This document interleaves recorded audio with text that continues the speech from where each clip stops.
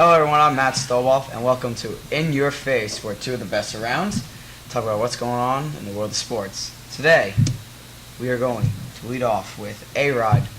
There are rumors that he could be banned for life if him and the league do not get a deal done with his biogenesis scandal and basically him using steroids. So, David, I want to ask, do you think he should be banned for life? Yes, I absolutely do think he should be banned for life. He's been caught twice with steroids before. He's admitted the use of steroids while also being linked to the biogenesis investigation. Also, there was a Canadian steroid doctor, I guess you could say, who was admitted to giving steroids to Tiger Woods and Alex Rodriguez. I think that because the MLB has a punishment system of the first time you're caught 50 games suspension, the second time you're caught 100 game suspension, the third time you're caught, you're out for life. I think that the 2 times he's already been caught, along with being linked to the biogenesis investigation, should get him kicked out of the league for life. All right, Shane, you top that?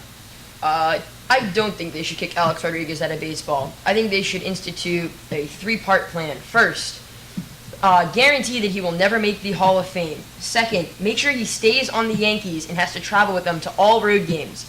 At every single road game, dedicate 1 game a series to Day of Hating Steroids. What will happen is Alex Rodriguez will have a designated 5-minute time slot before or after the games where fans will be encouraged to boo him and maybe throw plastic syringes on the field. I don't know. I don't want to tell you how you can do it. I just think it should happen. It should be sort of like a celebration of not doing steroids and not having steroids be a part of the game. Third, I think you should let him walk away after a season of shame, crawl into his hole somewhere else in some private island that I'm sure he has picked out as his retirement slot, and never talk about him in the game of baseball ever again. Well, I can see you thought about that.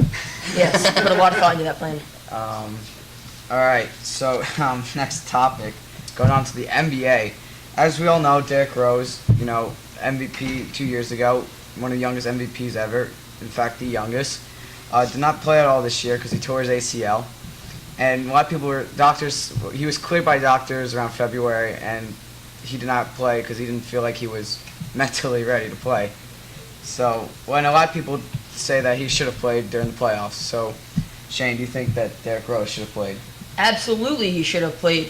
He signed a contract to play NBA basketball, and the Chicago Bulls are going to pay him millions and millions of dollars to play basketball. When you sign that contract, you make an agreement, not only a law agreement, but you make an agreement with the fans in the city that you play in to dedicate yourself to that team and make an effort to do what it takes to get that team a championship. He didn't make any effort to get a championship. Derrick Rose is a baby by sitting out, and he definitely should have played. I completely disagree.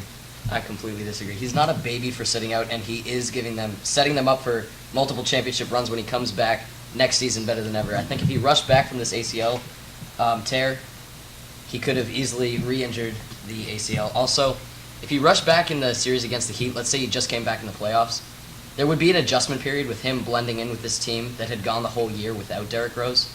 I think that by sitting out and taking off this whole offseason to get back to 110%, he's giving them a chance to win multiple championships. And let's not forget, he's only 24 years old. He's got plenty of time left in his career, and I think taking a year off is absolutely fine. You know who else came back after a major knee injury? Adrian Peterson. And then he was one of the NFL's best running backs the year after he came back. And his team wasn't even a playoff team, but he still took the dedication, took the time to rehab, get better, get bigger, get stronger, and turned himself back into the beast that he was before the injury. There's no reason Derrick Rose could have done that. I don't care if you're 24 years old and you want to set up your career. The amount of rehab, the amount of resources, the amount of strength and conditioning coaches, personal trainers that can help him keep in shape, get in shape, and monitor him, there's no excuse whatsoever for Derrick Rose not playing for the Bulls. Okay. All right. Thank you guys for all listening to In Your Face. I'm Matt Stowolf with Shane Godek and David Korzanowski. Thank you for listening.